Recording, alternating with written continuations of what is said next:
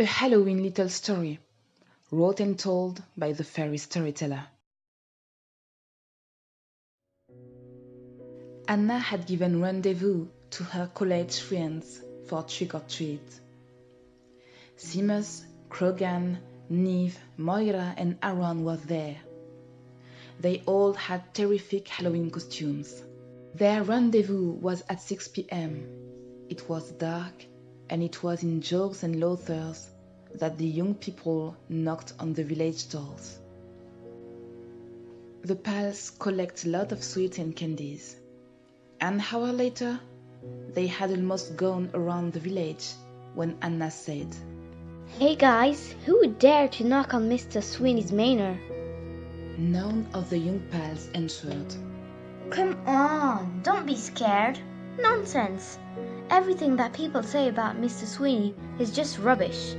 I don't believe in legends and stuff, said Anna.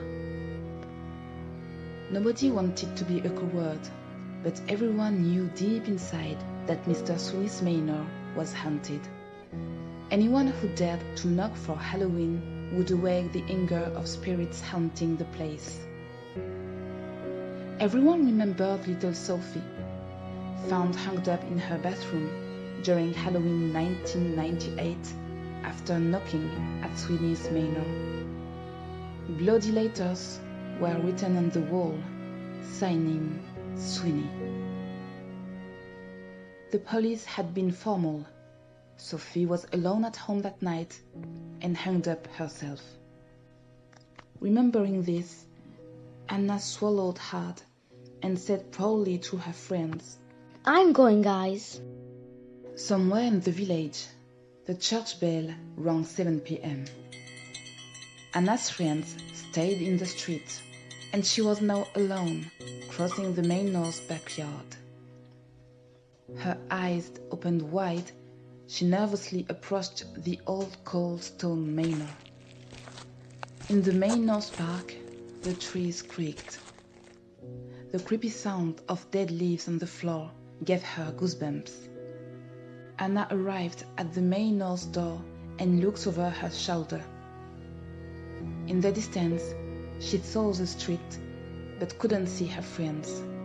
She was getting more frightened, but proudly, she finally knocked the old carved wooden door.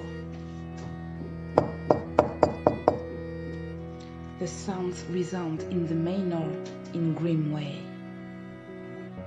Anna was about to leave when she heard a spooky voice whispering, "A legend is always based on a true story.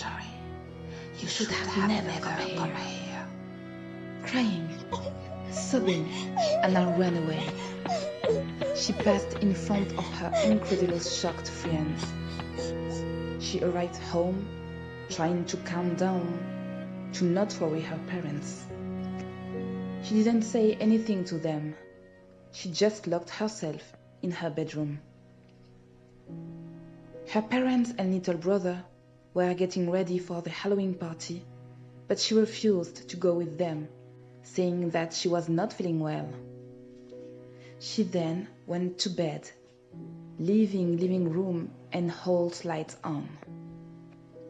It was midnight when Anna suddenly awoke, realizing she had fallen asleep. She tried to hear her parents' voices in the house, but they had not yet returned from the party. Shortly, the lights went off, leaving the house into darkness. Anna sat down, abruptly gasping. Her heart was beating heavily.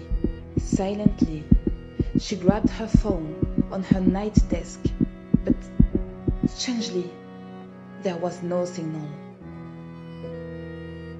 Freaked out, she began to panic, refusing to make the link between all these weird things happening and Mr. Sweeney's manor.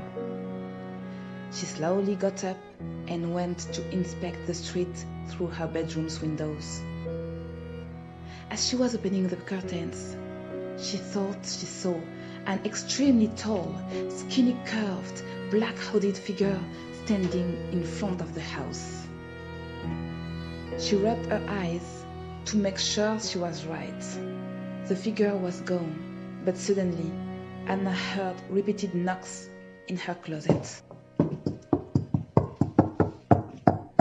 She turned around and screamed. She clearly saw her closet door open slowly. An emaciated, hairy, grey, long hand with sharp, dirty nails came out of the closet, and a cold, frightening voice whispered, "A legend is always based on a true story. You should have never come here.